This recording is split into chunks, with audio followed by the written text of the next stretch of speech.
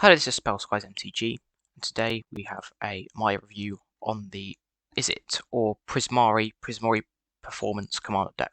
This deck is a Spellslinger deck, and it cares about you casting, copying instant or sorceries. So our commander, Zaphi Thunder Conductor, the bit of mistake at the bottom of the card. She's 2 blue and a red, 4 mana, good place to have your commander. Magecraft, whenever you cast or copy instant or sorcery spell, scry 1. If that spell's mana value is 5 or greater, create a 4/4 blue and red elemental creature token. If it's 10 or greater, deals 10 damage to an opponent chose at random. So this reminds me of Omnath Locus of Creation from the Zendikar Rising set. It does something depending on how much you deal with something, so the higher the CMC they are, the more value you're going to get. So this tells us you want to cast lots of instant or sorceries, or copy lots of instant or sorceries, get a lot of value off the scry, and then finish off the game with the 10 or greater and the 5 or greater. Let's look at the stats. So this deck has 8 ramp spells.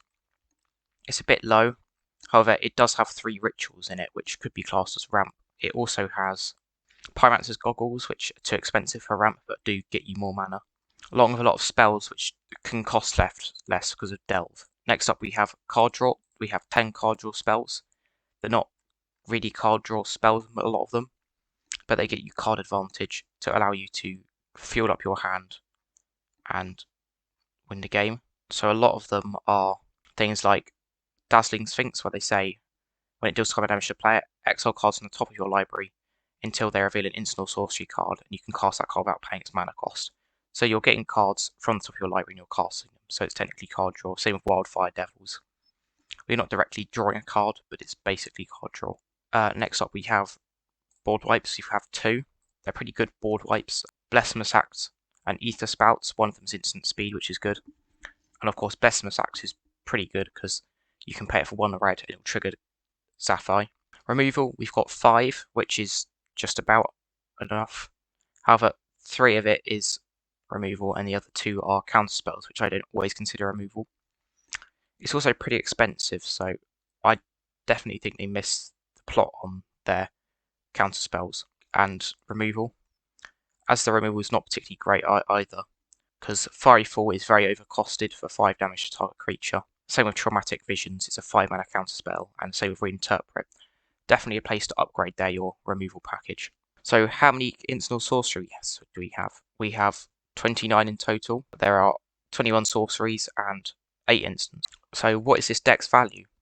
Overall, it's about $90. It's gone down since yesterday because, of course, the cards are spoiled and people want to buy the cards. However, the individual card value is nowhere near as good as the Lorehold deck.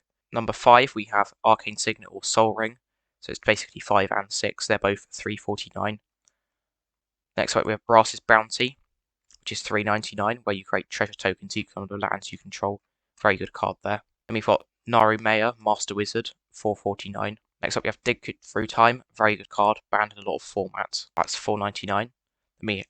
At number 1 we have Pyromancer's Goggles, which was $11.99, however it is dropped significantly since then, which could be considered a ramp spell. However, you tap it, add a red, and then if you cast an instant or sorcery spell, it's copied. That's very good there. So overall, this deck wants to use its instant and sorcery spells, copy them, and then win on the same turn you basically go off. So you're going to want to cast often something like a ritual, like Mana Geyser, which creates a red for each tap land your opponents control. Possibly copy it. You'll then get a lot of value off that. And then you'll have stuff like Volcanic Vision to recur your ritual, to cast it again and deal a lot of damage to opponents. Also, your commander deals damage. In the meantime, you can use things like Metallurgic Summonings to make tokens. And because this deck makes a lot of tokens of your commander, Elemental Masterpiece as well, you can then pump them up with Surge for Victory, is one of the win cons. There's also 2 Storm cards in here, one of them which is Fiery Encore, where it's 4 and a red with Storm. It says discard a card and draw a card. When you discard a non-land card this way, it deals damage equal to that card's converted mana cost to target creature or player. So let's say you cast 6 spells, you use 6 times, and you get to deal a lot of damage. Just basically just clean up the board. Mind's Desire, another classic card, banned I believe in Legacy. You shuffle your library, then exile the top card, and you can play that card without spending its mana cost. Basically, it's cast a lot of your deck with that. So what are the best new cards in this deck? One of them is the Alternate Commander. Veyran Voice of Duality. It's one, a blue and a red. This could actually probably be the commander. There's a lot of triggered abilities for instant sorceries in this deck. Magecraft, whenever you cast or copy an instant or sorcery spell, it gets +1/+1 to the end of turn. So it's sort of like a prowess. If you casting or copying an instant or sorcery spell causes a triggered ability of permanent you control to trigger, that ability triggers an additional time. So you've got Storm Intelligence here, that copies instant sorceries. You'll copy it twice, so you get 3 copies of the instant or sorcery. You can also copy up your commander's 10 damage from casting a 10 CMC spell. It's just generally a very good commander. We've also got Radiant Performer. It's got Flash. It's a 5 mana 2/2. And when it enters the battlefield, if you cast it from your hand, choose target spell or ability. That targets only a single permanent or player. Copy that spell or ability for each other permanent or player that spell could target. Each copy targets a different one of those permanents and players. So with this card, you could cast Resculpt, clean out every single artifact or creature, and just replace them with birds. It's not really the best card in this deck, to be fair, but in the wider world of Magic, that card is incredibly powerful because you can cast basically anything you cast, you get to copy it. So there's some spells, I can't think of one off the top of my head, where you give something +1/+0 and draw a card. And there's some of those in red, where basically you get to just draw a bajillion cards. So Muse Vortex, it's X blue for its sorcery. Exile the top X cards of your library. You may cast an instant or sorcery spell with mana value X or less from among them without paying its mana cost.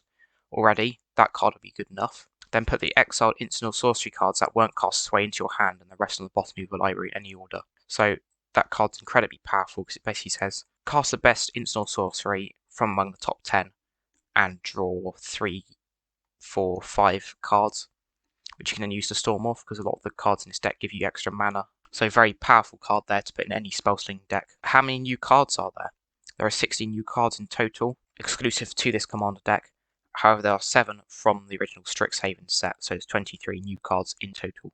What upgrades would I recommend including? Some extra turn spells, so some great finishers. Get to untap, draw, and do combat again. Goblin Electromancer, just reduce the cost on all of your instant sorceries. I'm surprised there wasn't more in here. Mystic 6 Mastery, that allows you to overload it and cast every single instant sorcery from your graveyard again. So that will trigger Zaffi loads and loads of times. And of course, all your other things like Tower and then just a couple of counter spells, like Counter Spell, Arcane Denial. You want to be able to have a bit more interaction in this deck, as a lot of it is very battlefield based, if you know what I mean, where it's a lot of the abilities are on creatures. Maybe add a couple more removal spells, like Chaos Warp, Reality Shift, 2 mana, exile target creature, its control and manifest top card of your library. Definitely recommend adding more removal to this deck because it definitely needs it. Yesterday I thought to, or whenever I'm uploading this, on the previous deck I thought to say what cards to take out. I recommend taking out Call the Skybreaker. 7 mana, put 5/5 red and blue elemental creature token on, flying onto the battlefield, it's got Retrace. Not really good enough. Same with Elemental Masterpiece, that also makes 4/4 blue and red elemental creature tokens. Just a couple of cards you can take out. You probably take out a couple of lands. Whilst in playtesting, I found I drew a lot of lands over and over again. Also just add a couple of cards which say draw a card. So maybe Fact or Fiction or something like that. Because a lot of their card draw, you're not going to draw a card 100% of the time. I hope you enjoyed this video. The deck is more powerful, I'd say, than the Lorehold deck. However, the financial value isn't there as much. It's still pretty good, but if you want value, go for the Lorehold one. But in this deck, the cards you're going to find a lot more helpful, as you've got things like Gyre Ballard. Metallurgic Summonings, very helpful for any Spellslinger deck. Naru Mayor, Master Wizard, Pyromancer's Goggles, again. The mana bases on all these decks are pretty lackluster, I think, for the first 2 I've seen. Didn't really need an upgrade, however, I would have liked them to put a few more better quality lands in there. So that'd be all for today. Thank you for watching, and goodbye.